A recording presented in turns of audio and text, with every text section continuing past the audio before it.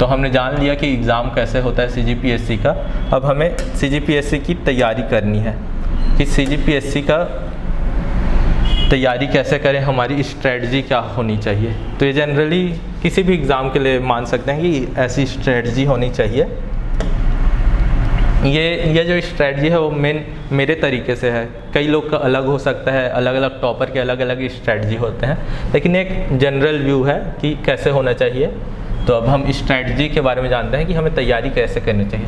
तो जो सबसे पहली चीज़ है कंप्लीट अवेयरनेस अबाउट सिलेबस। जो सिलेबस है CGPSC प्रीलिम्स का वो हमें अच्छे से पता होना चाहिए कि कहाँ से पूछे जाते हैं। अब जैसे जो इंडिया का जनरल स्टडीज़ है उसमें फ़िलॉसफी के क्वेश्चन पूछे जाते हैं, तो उसमें जो फ़िलॉसफी के क्वेश्चन होते हैं वो सिर्फ इंडियन फ़िलॉसफी के पूछे जाते हैं, वो वेस्टर्न फ़िलॉसफी से नहीं पूछे जाते हैं। तो वो हमें पता होना चाहिए कि कहाँ से पूछे जाते हैं, क्या पूछे जाते हैं। तो वो हमें याद रखना है कि सिलेबस के बारे में अच्छे से पता होना चाहिए। सिलेबस मैं आपको आगे बताने वाला हूँ कि CGPSC प्रीलिम्स का सिलेबस क्या होता है। और आप CGPSC की वेबसाइट में भी जाके सिलेबस डाउनलोड कर सकते हैं, या फिर मेरे टेलीग्राम चैनल जो रेशियोसिनेशन का टेलीग्राम चैनल है उसमें भी जाके आप सिलेबस डाउनलोड कर सकते हैं। अब उसके बाद दूसरा चीज़ है analysis of previous year question paper. ये बहुत इम्पॉर्टेंट है। हमें जो प्रीवियस ईयर का है उसका क्वेश्चन पेपर का पैटर्न चेक कर लेना चाहिए, एनालिसिस कर लेना चाहिए कि किस तरह के क्वेश्चन पूछे जा रहे हैं, किस पार्ट से कितने क्वेश्चन पूछे जा रहे हैं, कौन सा पार्ट जो है टफ पूछा जा रहा है, कौन सा है जो इजी पूछा जा रहा है, कौन सा स्कोरिंग हो सकता है, कौन सा ऐसा है जिसका सिलेबस ज़्यादा है लेकिन कम पूछा जा रहा है। तो ये सब हमें एनालिसिस करना होता है, यानी कि सब्जेक्ट का एनालिसिस करना होता है कि कौन सा लेंदी है, किसका सिलेबस लेंदी है, किसका छोटा है, शॉर्ट है, कौन सा स्कोरिंग है, कौन सा कॉम्प्लेक्स है। अब कई लोग के लिए कई सब्जेक्ट अलग अलग हो जाते हैं, जैसे कई साइंस बैकग्राउंड के लिए साइंस इजी हो जाता है तो उनके लिए स्कोरिंग माना जा सकता है। आर्ट्स बैकग्राउंड के लिए जो जनरल स्टडीज़ है वो स्कोरिंग माना जा सकता है। तो उस हिसाब से आपको पढ़ाई करनी होती है और प्रीवियस ईयर के पेपर का एनालिसिस करना होता है। कुछ जो एनालिसिस है मैं आपको आगे बताने वाला हूँ। फिर उसके बाद हम तीसरी चीज़ें हैं, ये मेरी स्ट्रेटजी है कि डेली टारगेट और कंटिन्यूअस स्टडी होना चाहिए। तो डेली टारगेट कैसे बनाना चाहिए। अब क्या हुआ, आज जैसे आज रात को है तो आपको एक पेपर लेना है, ब्लैंक पेपर लेना है आपको, और हमने पहले डिस्कस किया था कि टाइम टेबल में हम कितने घंटे पढ़ेंगे, तो उस हिसाब से आपको नोट कर लेना है कि मान के चलते हैं आज हम पहला हिस्ट्री पढ़ेंगे, हिस्ट्री में 2 चैप्टर पढ़ेंगे मान लेते हैं, ये रात को हम टारगेट बना रहे हैं। वैसे ही छत्तीसगढ़ का कुछ पोर्शन का बना रहे हैं, इसमें 2 चैप्टर पढ़ेंगे, CSAT का कुछ पढ़ेंगे, ये हमने रात को बना लिया। अब अगली सुबह होगा, फिर ये हमारा डेली टारगेट था। अब अगली सुबह हुई, फिर उसके बाद हमें पूरे अपनी कोशिश करनी है कि अगले रात तक ये जो हमारा टारगेट था वो अचीव हो जाना चाहिए। और फिर अगली रात को हम इसे टिक कर लेंगे कि हम कितना अचीव किए। अगर अचीव नहीं होता है तो भी हमें कोशिश करना है कि अगली बार हम अच्छे से करें, और अचीव हो गया तो हम अपना उस टारगेट को धीरे धीरे इम्प्रूव कर सकते हैं, बढ़ा सकते हैं। और ये जो स्टडी होनी चाहिए वो कंटिन्यूअस होनी चाहिए कि हमें डेली पढ़ाई करनी है। पढ़ाई ही नहीं, कोई भी चीज़ें अगर डेली करते जाएं तो एक हैबिट बन जाती है, प्रैक्टिस बन जाती है और वो ईजिली होती है। कोई भी, जैसे आपने सुना होगा कि किसी की लत लग गई तो उसे छोड़ना है, तो अगर उसका डेली प्रैक्टिस किया जाए तो वो छूटा जा सकता है। और अच्छी चीज़ों का जितना ज़्यादा डेली प्रैक्टिस करें उतना ज़्यादा बेनिफिशियल होता है। तो स्टडी एक अच्छी चीज़ें हैं, तो हम उसे डेली से डेली करेंगे तो हमारा जो पढ़ने की क्षमता है वो बढ़ेगी, तो वो हमारे लिए अच्छा होता है। उसके बाद चौथी चीज़ होती है नोट्स मेकिंग। ये मेरा मानना है कि हमें नोट्स बनाने चाहिए, क्योंकि अगर हम खुद के नोट्स रखें तो उसे बाद में हमें रिवीजन में काम आती है। और अगर हम खुद नोट्स बना रहे हैं तो उस टाइम भी हमारे एक पढ़ाई होता है। और ये नोट्स मेकिंग जो है वो आपको मेंस में भी काम आएगी, लिखने के टाइम आप लिखने का प्रैक्टिस कर रहे हैं, नोट्स बना रहे हैं तो आएगी। कई लोग सिर्फ बुक लेते हैं और पढ़ाई करते हैं, तो वो भी अच्छा तरीका होता है, अलग अलग लोगों की अलग अलग होती हैं, लेकिन नोट्स मेकिंग जो है हमें करनी चाहिए, ये रिवीजन में बहुत इम्पॉर्टेंट होती है। फिर नेक्स्ट चीज़ है method to attempt question paper. हम प्रीलिम्स की बात कर रहे हैं। प्रीलिम्स में अब इंडिया और छत्तीसगढ़ के जनरल स्टडीज़ से 50-50 क्वेश्चन पूछे जाएंगे। तो अब हमें एग्ज़ाम में तय करना होता है कि हमें क्वेश्चन कैसे अटेम्प्ट करना है।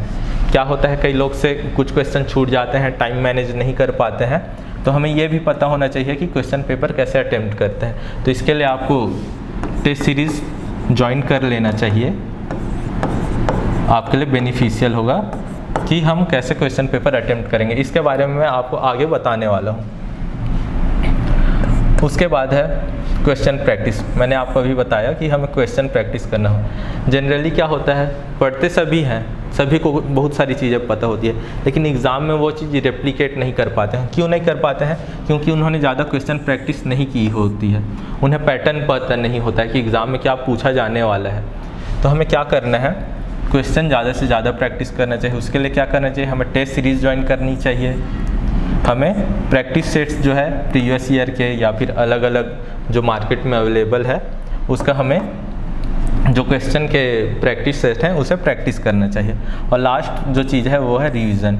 रिवीजन बहुत इंपॉर्टेंट है। कोई चीज़ आप एक बार पढ़ लिया, फिर क्या होता है, आप पढ़ते जा रहे हैं और पीछे पूरा भूलते जा रहे हैं, तो ये गलत चीज़ है। आपको क्या करना है, रिवीजन जो है आपको डेली भी कर सकते हैं। जैसे कल पढ़े उसका एक बार आपने नोट्स मेकिंग बनाई, उसका आप कर सकते हैं डेली रिवीजन, या फिर 2 दिन में करिए या फिर वीकली करिए, ये आपके लिए बेनिफिशियल होगा। तो आप जितना ज़्यादा से ज़्यादा रिवीजन करेंगे, और एग्ज़ाम टाइम में तो लास्ट में रिवीजन करना होता है, लेकिन आप जितना रिवीजन करेंगे उतना आपके लिए बेनिफिशियल होती है। वो चीज़ें आपके दिमाग में ऑटोमेटिकली घुसते जाती है। एक चीज़ होती है हैबिट, आप सोशियोलॉजी में पढ़ेंगे कि जब हैबिट बन जाती है कोई भी चीज़ें तो अपने आप होने लगती हैं, कि वो डेलिब्रेटली होने लगती हैं। तो आपको रीजन से आपकी कई सारी चीज़ें जो नॉलेज है वो आपकी बढ़ती जाएंगी। तो रीजन इम्पॉर्टेंट होता है। तो ये थी स्ट्रैटेजी। अब हम आगे बढ़ते हैं।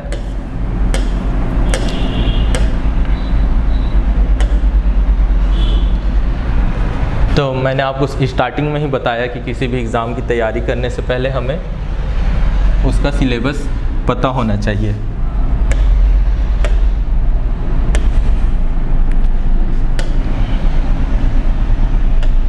सिलेबस जान लेते हैं CGPSC का, CGPSC प्रीलिम्स का। तो पहला है प्रश्न पत्र 1 यानी कि पेपर 1 सामान्य अध्ययन।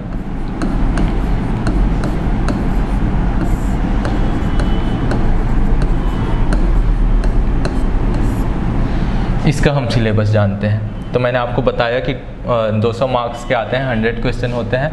तो इंडिया यानी कि भारत का 50 क्वेश्चन होता है और छत्तीसगढ़ का 50 क्वेश्चन होता है। अब दोनों में 8-8 पार्ट डिवाइड है, वो देख लेते हैं सिलेबस में। छत्तीसगढ़ यानी कि CGPSC प्रीलिम्स में या प्रारंभिक परीक्षा में क्या क्या पूछा जाता है। तो इंडिया में सबसे पहले पूछा जाता है इंडियन हिस्ट्री यानी कि इतिहास।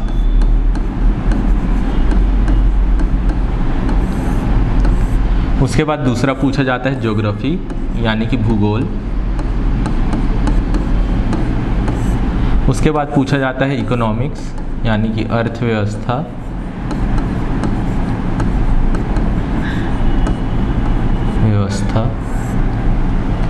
उसके बाद पॉलिटी या फिर कॉन्स्टिट्यूशन पूछा जाता है, पॉलिटी कॉन्स्टिट्यूशन, राज्य व्यवस्था या संविधान।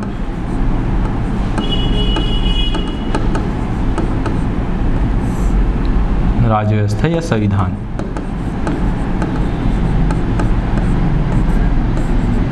उसके बाद साइंस पूछा जाता है यानी कि विज्ञान। ये सब इंडिया का पार्ट है। उसके बाद आर्ट एंड कल्चर यानी कि कला और संस्कृति, कला व संस्कृति। इसमें आपको एक चीज़ और ध्यान रखना है, कला संस्कृति में ही दर्शन शास्त्र पूछा जाता है। आपने क्वेश्चन देखे होंगे, बौद्ध दर्शन, चारवाक दर्शन, लोकायत दर्शन, ये सब पूछा जाता है। और ये जो है भारतीय से पूछा जाता है यानी कि भारतीय दर्शन शास्त्र, इंडियन फिलॉसफी से पूछा जाता है आर्ट एंड कल्चर में।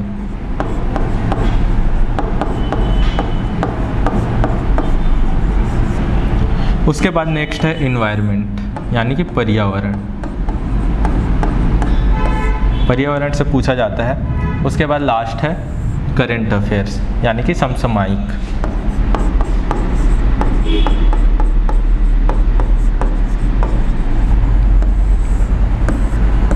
तो इन सभी पोर्शन 8 पोर्शन हैं, यहाँ से 50 क्वेश्चन पूछे जाते हैं, यानी कि 100 मार्क्स के। हिस्ट्री हो गया, geography, economics, polity, science, art and culture, environment और करंट अफेयर्स। तो यहाँ से 50 क्वेश्चन पूछे जाते हैं। फिर छत्तीसगढ़ से 50 क्वेश्चन पूछे जाते हैं। तो छत्तीसगढ़ में भी सेम हिस्ट्री यानी कि इतिहास, छत्तीसगढ़ का इतिहास पूछा जाता है। फिर ज्योग्राफी यानी कि छत्तीसगढ़ का भूगोल पूछा जाता है। फिर छत्तीसगढ़ का अर्थव्यवस्था। यहाँ पे थोड़ा एक चीज़ है, अर्थव्यवस्था ये जो नेचुरल रिसोर्सेस है, इसमें ही इंडस्ट्री, एग्रीकल्चर, ये सब पूछा जाता है। ये लगभग दोनों सेम है, सिलेबस में लिखा है 8 पार्ट डिवाइडेड है, तो ये दोनों लगभग वही पूछा जाता है। फिर उसके बाद यहाँ जो था पॉलिटी था, भारत का जो राज्य व्यवस्था था, यहाँ लोकल एडमिनिस्ट्रेशन पूछा जाता है, यानी कि जो छत्तीसगढ़ का एडमिनिस्ट्रेशन है उसके बारे में। इसमें पंचायती राज भी पूछा जाता है। वैसे फ़िलहाल पिछले 2 साल से पंचायती राज के क्वेश्चन पूछे नहीं जा रहे हैं, लेकिन ये भी इम्पॉर्टेंट है। उसके बाद ट्राइब्स यानी कि जनजाति से क्वेश्चन पूछे जाते हैं। जनजाति के नृत्य हो गए, गीत हो गए, उनका जो युवा गृह है, उन सभी के बारे में पूछा जाता है जनजाति से, ट्राइब से। ये छत्तीसगढ़ का है, छत्तीसगढ़ के ट्राइब से ही पूछा जाता है। उसके बाद आर्ट एंड कल्चर यानी कि कला और संस्कृति। तो ये जो है इसमें भी कला और संस्कृति पूछा जाता है ट्राइब्स में, जनजाति में। लेकिन आर्ट एंड कल्चर में जो पूरे छत्तीसगढ़ के जो सभी नागरिक हैं उनके कला और संस्कृति के क्वेश्चन पूछे जाते हैं। उसके बाद मैंने बताया नेचुरल रिसोर्स, ये लगभग इकोनॉमिक्स का ही पार्ट है। इसमें इंडस्ट्री यानी कि उद्योग, नेचुरल रिसोर्स मतलब प्राकृतिक संसाधन, और उद्योग हो गए, एग्रीकल्चर, कृषि, इन सभी से क्वेश्चन पूछे जाते हैं। और लास्ट में यहाँ से भी करंट अफेयर्स से क्वेश्चन पूछे जाते हैं। यहाँ पे एक और है, करंट अफेयर्स में लगभग स्पोर्ट्स के क्वेश्चन ज़्यादा होते हैं। स्पोर्ट्स मतलब बाकी क्वेश्चन भी होते हैं, लेकिन स्पोर्ट्स के 2 से 3 क्वेश्चन हर साल पूछे जाते हैं। सिलेबस में स्पोर्ट्स लिखा होगा, आप सिलेबस डाउनलोड कर लीजिएगा वेबसाइट से या फिर मेरे टेलीग्राम चैनल से।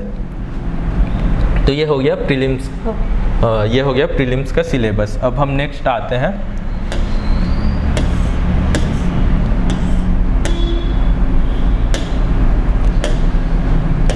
तो हमने पहले जो पेपर 1 था उसका सिलेबस देखा। अब हम पेपर 2 का सिलेबस देखते हैं। प्रश्न पत्र 2, इसमें CSAT यानी कि ये सब पूछा जाता है।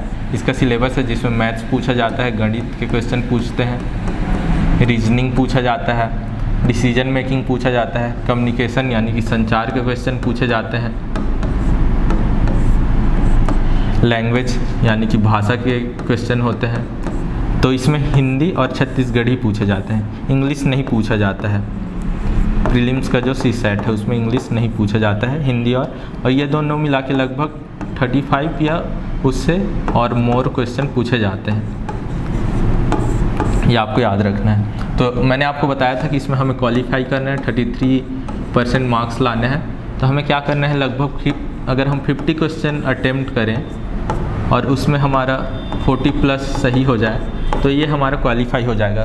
तो जो आर्ट्स, बायो, कॉमर्स वाले जिनसे मैथ्स, रीजनिंग नहीं बनता है, उनके लिए यहाँ पे CGPSC का जो प्री एग्ज़ाम है उसमें लैंग्वेज बहुत बेनिफिशियल हो जाता है। अगर हम हिंदी और छत्तीसगढ़ी सही पढ़ लें और इस 35 क्वेश्चन में अगर हम लगभग 25 क्वेश्चन सही कर लें और जो बाकी 33% के लिए अगर हम इधर से लगभग इन बाकी पोर्शन से 25 क्वेश्चन सही कर लें तो ये हमारा क्वालिफाई हो जाएगा। इस बार कई स्टूडेंट के साथ वही हुआ था कि वो उन्होंने CSAT क्वालिफाई नहीं कर पाया था। इस बार का जो पैटर्न था वो टफ था। तो अब कई लोगों से नहीं सॉल्व होता है, उनका जो ब्रेन होता है वो लॉजिकल नहीं होता है, कई लोग से मैथ्स के क्वेश्चन, रीजनिंग के क्वेश्चन नहीं बनते हैं। तो उनको घबराने वाली बात नहीं है, उनको लैंग्वेज पे ज़्यादा फोकस करना है और इधर भी फोकस करना है। लेकिन इसमें क्या कर सकते हैं, वो जो मेन उनसे क्वेश्चन बनते हैं उन पे ज़्यादा फोकस करें और इधर ट्राई करें कि 25 सही करें और लैंग्वेज में 25 सही करें, तो उनका जो CSAT है वो क्वालिफाई हो सकता है। फिर हम नेक्स्ट